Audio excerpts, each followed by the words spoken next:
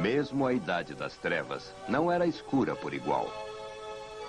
Houve tentativas de restaurar a produtividade e a ordem. Houve o enorme sucesso de um rei franco coroado em Roma como imperador do Ocidente. Mas o que nos parece excitante hoje deve ter sido um inferno para se viver. A Era de Carlos Magno, neste episódio de A Tradição Ocidental.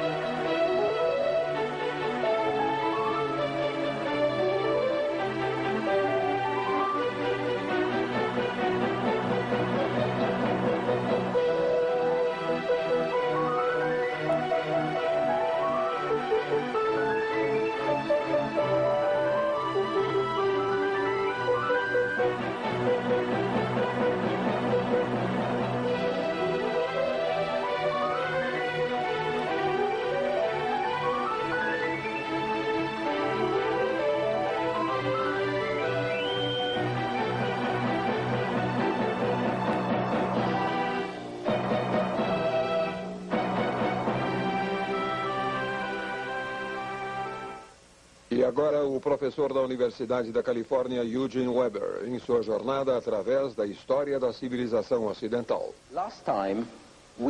Nosso último programa terminou numa nota sombria.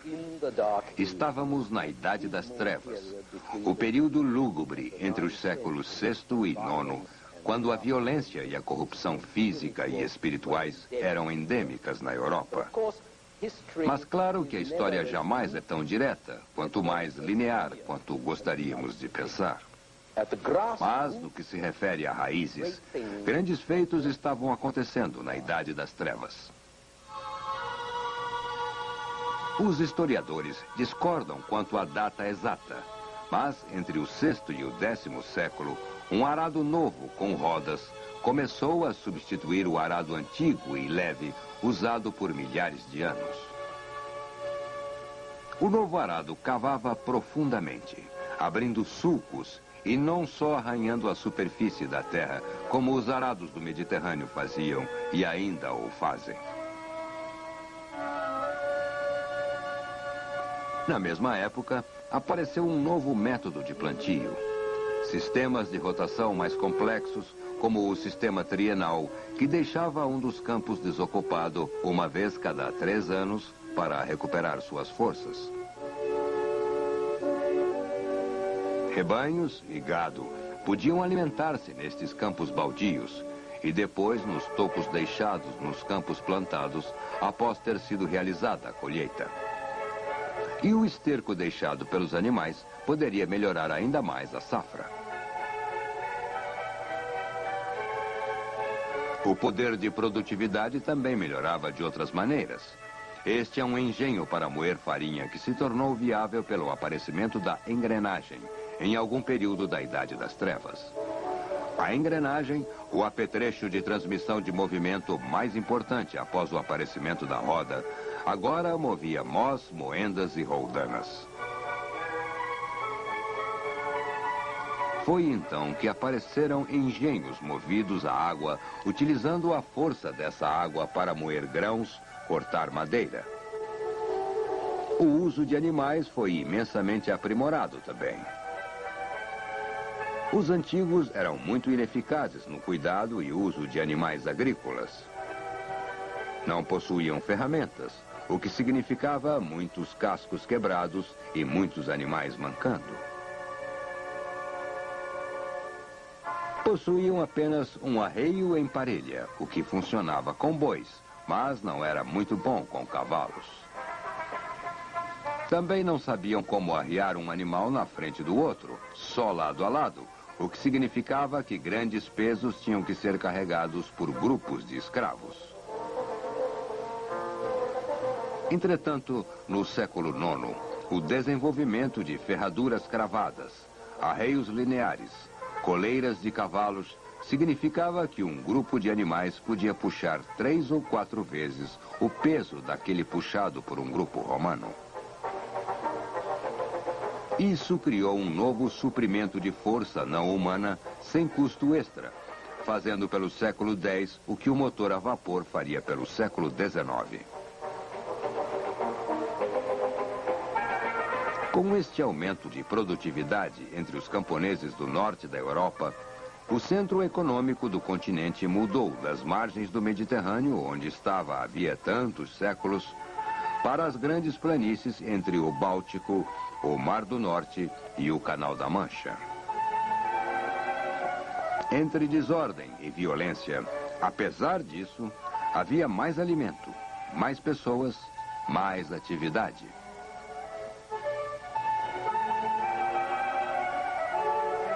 Os europeus do norte também iriam ultrapassar os povos do sul em força. O trigo e carne extras que os povos do norte produziam tornaram estes povos maiores e mais fortes. A aveia extra plantada permitiu que criassem e alimentassem cavalos maiores e que construíssem uma cavalaria pesada, que podia usar uma outra invenção, o estribo, que permitia aos cavaleiros sentar na sela com firmeza e atacar com uma lança sem cair do cavalo. A partir do 8º século, estes cavaleiros fortemente armados seriam os tanques do campo de batalha medieval, detendo os árabes em Poitiers, na França, em 733.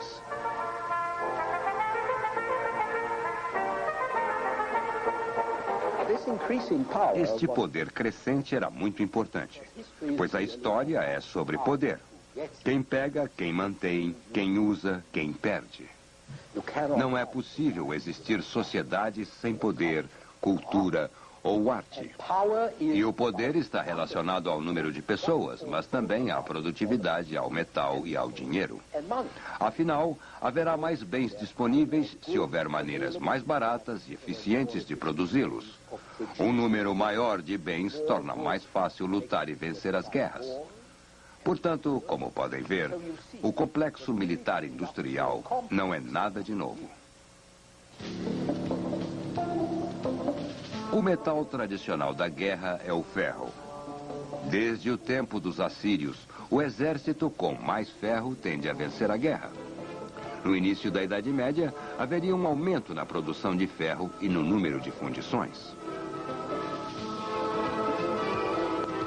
O ferro ainda era muito caro, mas era mais abundante no norte da Europa do que no Mediterrâneo. No século IX, ele tornou-se disponível para outros usos além das armas. Pontas de espadas, partes de arado, ferramentas comuns, com a abertura de novas minas de ferro que tornou o metal mais barato.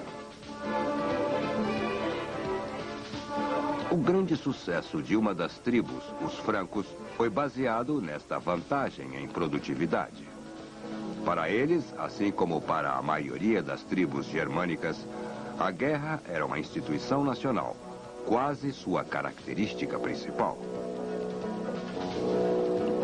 O mais importante rei franco chamava-se Carlos.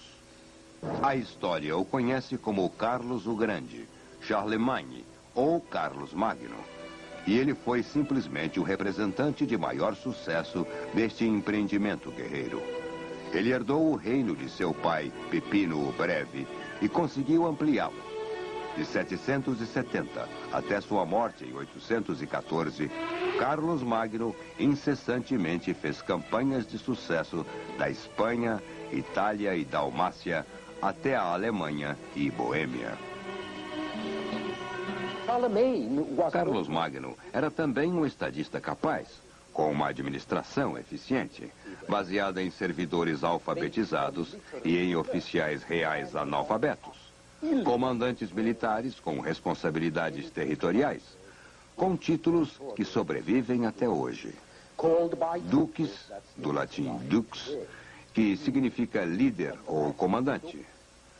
Conde, do latim comes, um companheiro de confiança do rei, e marquês, que era a pessoa que cuidava das províncias nas fronteiras, as marcas.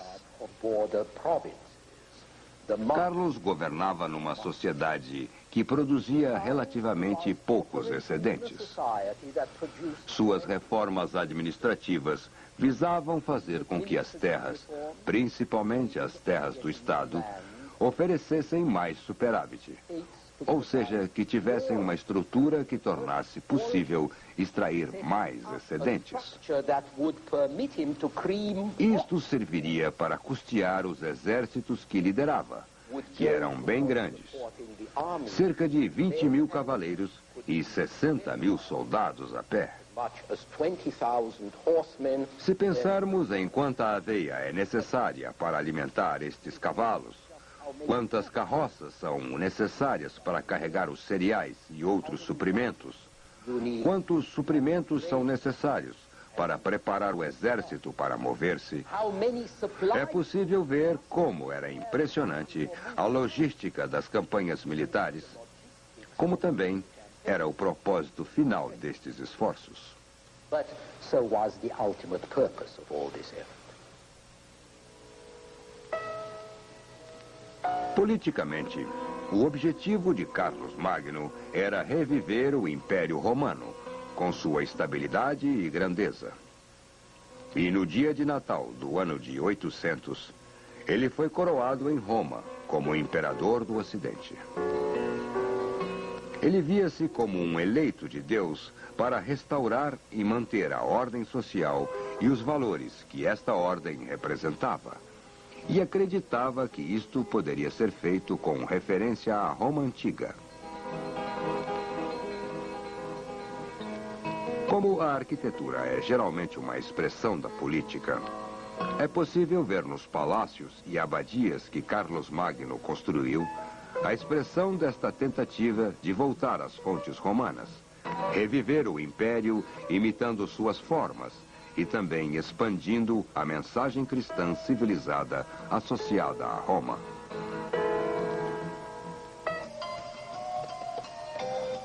A maneira mais eficaz de instrução e edificação era a pintura de murais, que oferecia um tipo de história sagrada em quadrinhos das imagens bíblicas para um povo em grande parte analfabeto. Lembrem-se de que o 8º e 9º séculos foram também uma época de conflito iconoclasta, da tensão entre Roma e Constantinopla, sobre se as imagens, os ícones, eram bons ou ruins.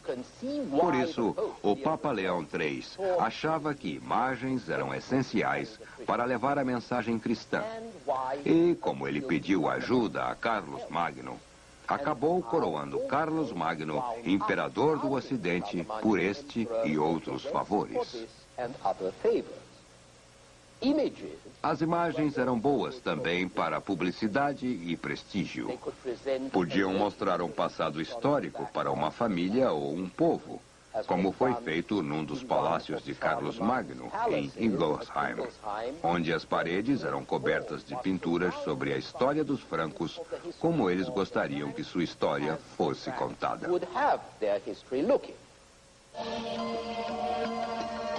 Num patamar mais sofisticado, Carlos Magno patrocinou a produção de livros e manuscritos ilustrados, como esta Bíblia. E ofereceu dotações aos servidores, escrivães e iluminadores que os produziam e aos mosteiros que os abrigavam.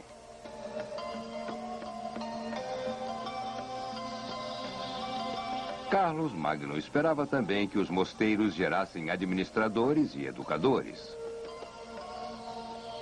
Muitos mosteiros e centenas de igrejas foram construídos ou restaurados e ricamente decorados.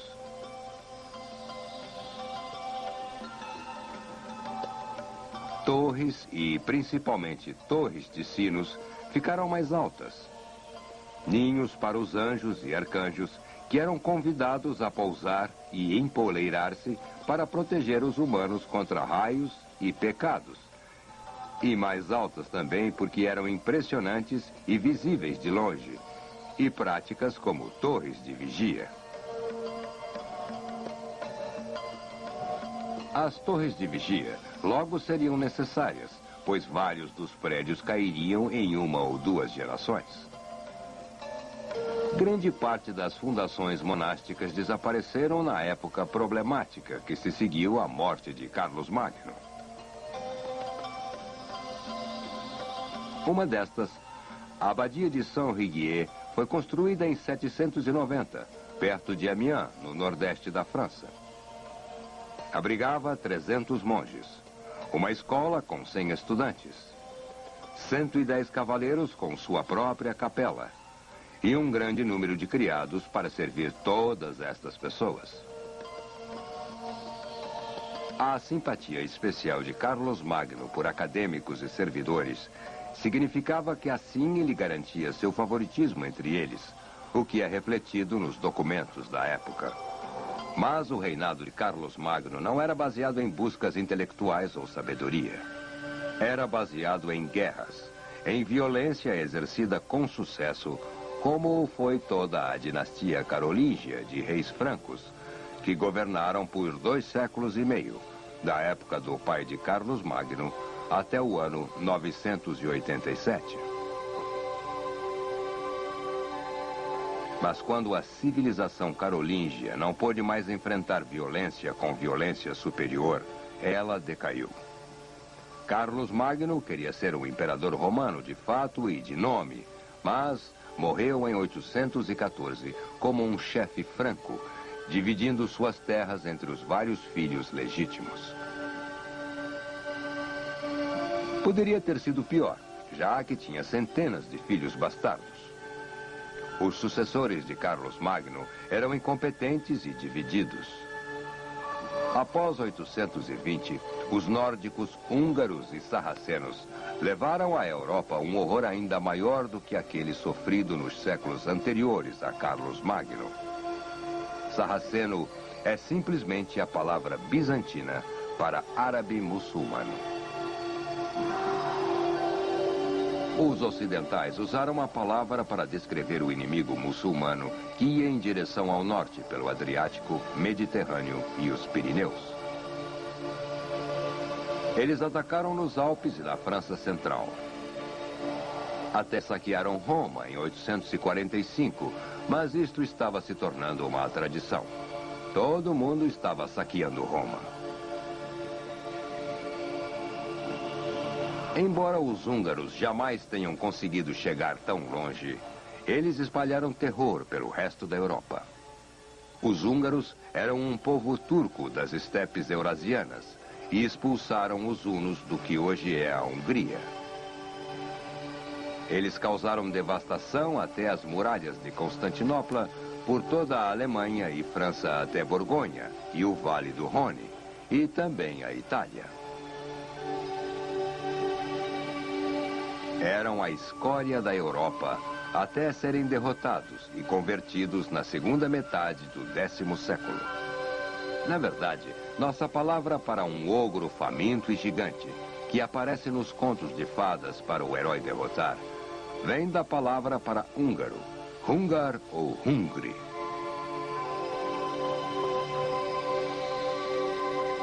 Mas a principal ameaça para a cristandade ocidental vinha de piratas e invasores escandinavos, os homens do norte, conhecidos como nórdicos ou normandos. Eram também chamados de vikings, talvez devido ao estreito canal entre a Suécia e a Dinamarca, o Vik. O perigo dos vikings não era novidade. Vinha sendo controlado desde o ano 800 pela diplomacia carolíngia, grande atividade missionária e, é claro, armas. Quando os sucessores de Carlos Magno começaram a lutar entre si, os ataques vikings aos reinos tornaram-se mais sérios. Em 845, um rei dinamarquês destruiu Hamburgo, que na época era o ponto mais ao norte da civilização cristã. No mesmo ano, Paris foi saqueada e o rei da França, Carlos o Calvo, pagou um alto resgate aos dinamarqueses para tirá-los de lá, até que voltassem da próxima vez. Mas estes desastres eram apenas o prelúdio do principal ataque viking no Ocidente, que começou por volta de 850 e continuou sem parar durante os 50 anos seguintes. Durante estes anos, não era mais uma questão de ataques piratas isolados, mas de invasões bem planejadas por exército altamente profissionais, que não queriam apenas pilhar, mas queriam conquistar e colonizar. Ano após ano, os vikings noruegueses e dinamarqueses preparavam ataques contra a Alemanha, Holanda, Inglaterra e França. Derrotavam quaisquer exércitos pela frente. Podiam tomar e saquear quase qualquer cidade ou abadia à sua frente. E poucos lugares estavam a salvo de seus barcos de pouco calado e suas pesadas espadas. Os vikings suecos também penetraram nas terras a leste do Báltico, ao longo dos rios de Dnieper e Volga, perto do ano 800.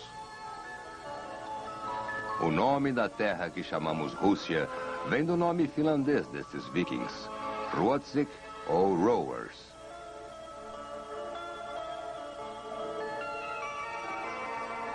Eles iriam miscigenar-se nas populações eslavas, mas suas expedições ofereceram um elo essencial entre o Ocidente e o Império Romano Oriental, entre o Báltico e o Mar Negro e o Cáucaso.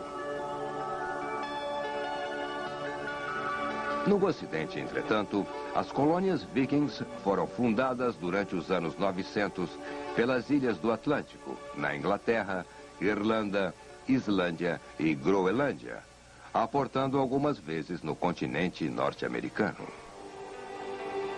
O mais importante foi a colonização no Baixo Vale do Sena, que se tornaria um estado tampão entre os territórios franceses e outros invasores. Este local é o Ducado da Normandia. E com o tempo, seus governantes conseguiram algo que os outros vikings jamais conseguiram: a conquista da Inglaterra em 1066. Durante 300 anos, até que os reinados cristãos fossem estabelecidos na Escandinávia no século XI, a destruição viking continuou, pois era isso que os nórdicos faziam melhor: navegar, lutar e roubar. Mas o roubo era parte de um empreendimento maior, o comércio. Como os fenícios ou gregos, os vikings eram mercadores e também piratas. Como os assírios, suas pilhagens e guerras também redistribuiriam a renda. Na verdade, é provável que seu papel principal tenha sido libertar a riqueza estocada nos tesouros ocidentais e colocá-la novamente em circulação. Eles roubavam de mosteiros e usavam a prata para comprar terras ou equipar navios para fazer comércio.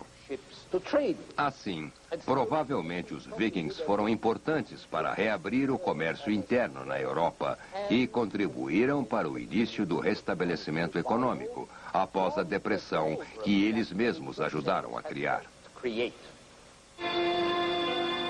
Enquanto isso, eles destruíam muito e matavam simplesmente por matar. Um cronista de 884 escreveu sobre estes anos: os nórdicos não param de matar e capturar o povo cristão, destruir igrejas e queimar cidades.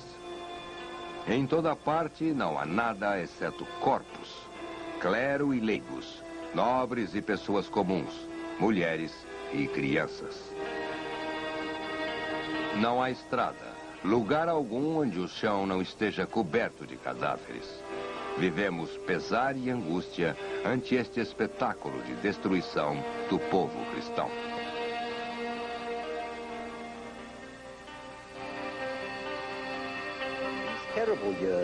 Estes anos terríveis também testemunharam o colapso final do Império Carolíngio, o fracasso da última tentativa dos sucessores de Carlos Magno de unir todas as forças ocidentais em torno dos representantes que ainda restavam da Casa de Carlos.